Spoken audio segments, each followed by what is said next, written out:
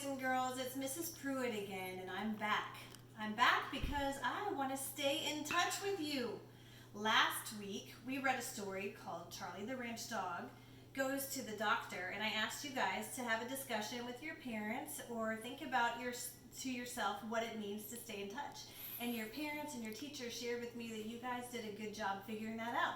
It means to keep talking to people and reaching out to them and let them know that you care about them. So raise your hand since you've been stuck at home, right, and learning and in your house. Raise your hand if you have called somebody on the telephone to talk to them. Raise your hand if you have seen somebody on your computer screen or on your phone. Has anybody written a letter to somebody that they care about to stay in touch with them and let them know you're thinking about them because you can't see them right now? That would be something cool that you can do. I hope you enjoyed the story last week. There's one thing that I want to tell you. I made a mistake when I read the story to you last time because I totally forgot to tell you who wrote the story and who did the beautiful pictures. And that's a big mistake because writers and illustrators, they work hard and they deserve to be recognized for their hard work. So I forgot to mention that Ree Drummond was the author, the person that wrote this story, and Diane DeGrout was the person that did the illustrations. And I just wanted to give them credit because I feel really bad that I forgot to mention their names last time. Today we have a brand new story, boys and girls. And this story today is one that my sister, Bridget, got my kids when they were a little bit younger. And it's called The Lion and the Little Red Bird. Okay? It's a sweet story. It's short. It's about a lion and a bird that become friends. They enjoy each other's companionship, their friendship, even though they can't communicate or talk to each other. So that's kind of sweet. I want you mostly, though, to pay attention to the beautiful colors in this story. You're going to hear lots of color words, which I know you guys know. Red, orange, green. And not just hearing and looking at those actual colors. I want you to focus on the lesson today that I'm going to teach you about called Similes.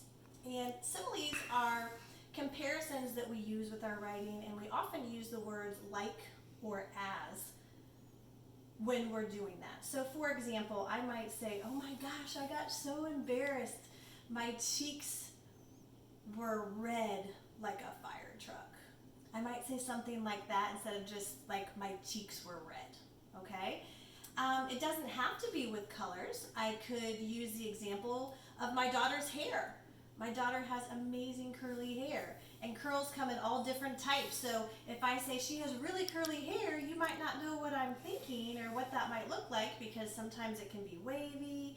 It might be one really long, thick curl, but hers is like super spirally and bouncy. So I might say her curls are like the curly fries at Arby's, if you've ever eaten there and had those before. So why do we use similes? Why do we compare things that we're talking about using like or as? Well, we do that because it makes your speaking and your writing more interesting. And that's what teachers are looking for, and that's what you should want. You should want to be an interesting person that people want to listen to, and they want to read about the ideas that you have. So while I'm reading today, I want you guys to be listening. There's some color words in here that I told you about. And what they do is they compare those color words to things in nature. Nature is like outside, things that are naturally there that people didn't make, okay? Like maybe the grass or the flower or something like that. So I want you to be listening. And I might kind of help you a little bit with the first one.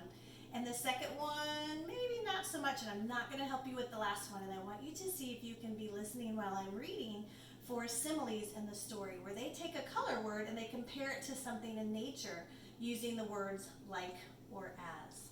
Okay?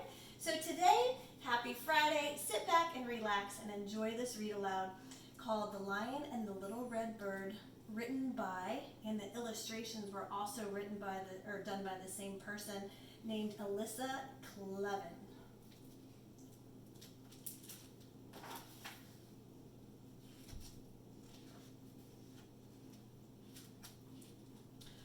One afternoon, a little red bird saw a lion with a bushy green tail. It was as green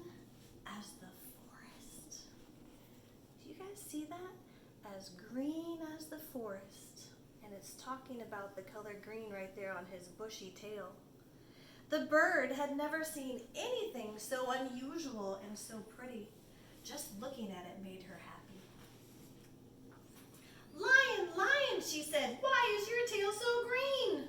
The lion didn't understand the bird's language, and he thought she was simply chirping, and he smiled at her and wandered down to a field of orange flowers.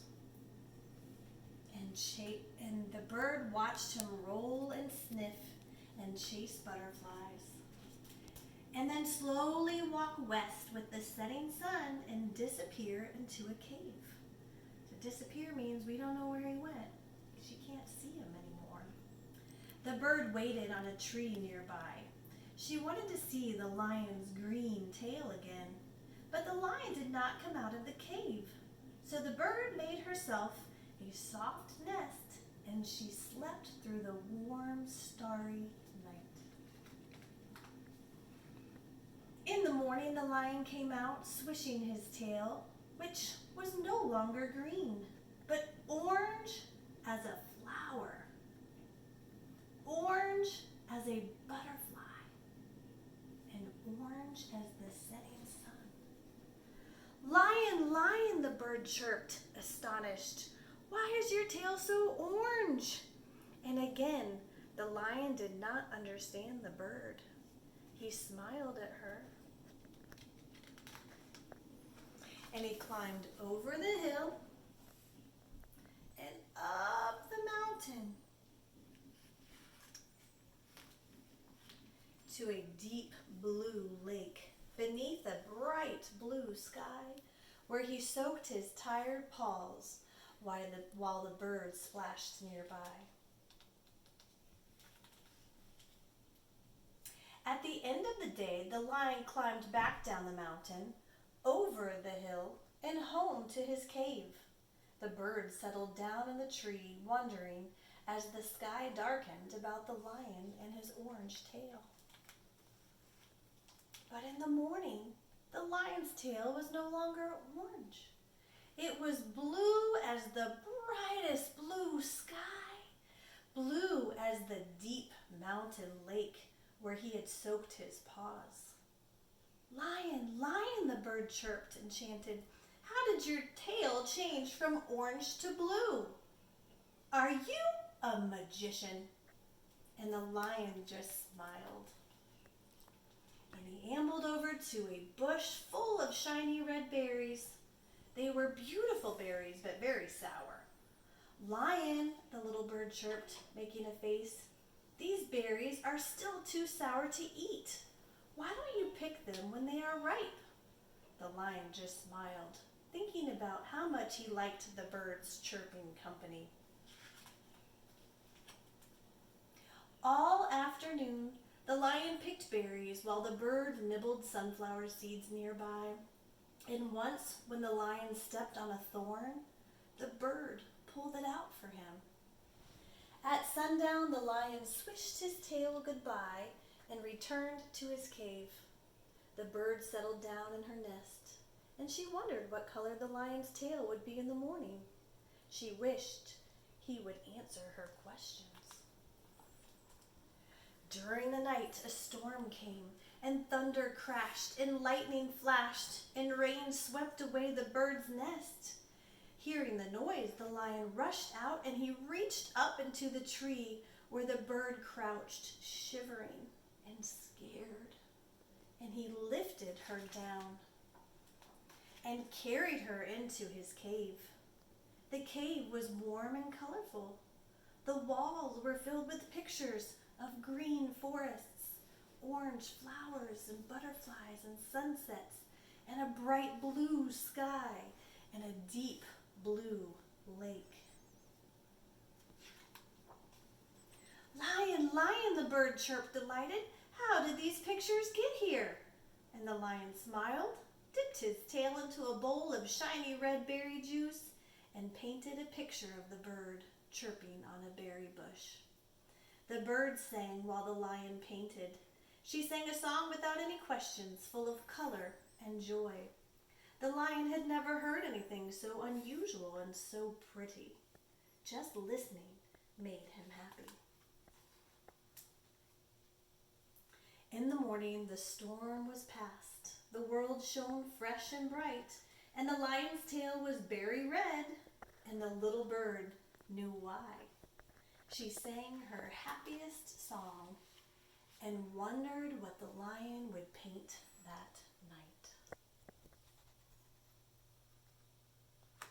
What a beautiful story. You can tell that they really care about each other. They both did some kind things for each other, getting the thorn out, getting the bird down when that bad storm came and knocked the nest away. Those are great things to do about people you care about, especially when you have friends that you love. I hope that you guys were listening and you were able to detect. That's a big word that means to find some of those similes that we talked about, some of those color words where they compared the colors to things in nature. So what I would like for you to do, and this is optional, which means you don't have to do it, it's your choice. If you don't do this, if you don't do a discussion post and let us know your thinking and write it out, at least talk to your parents about some of this and share your thinking with them. What we would like for you to do is go on to your reading discussion post, and you can do one or two or both of these things. The first one is you can just share a simile that you heard from the story. You can simply just write out an example of what you heard. The second thing you can do, or again, you can do both of these things, is come up with your own. Choose something that you want to write and compare that color to something to make your writing and your voice more interesting. Okay? We cannot wait to see what you come up with. I am so proud of you guys for doing all of your learning at home, and just keep up the good work. And I'm going to be staying in touch with you, and I hope you're going to be staying in touch with me. And hopefully I'll see you again next week. Bye!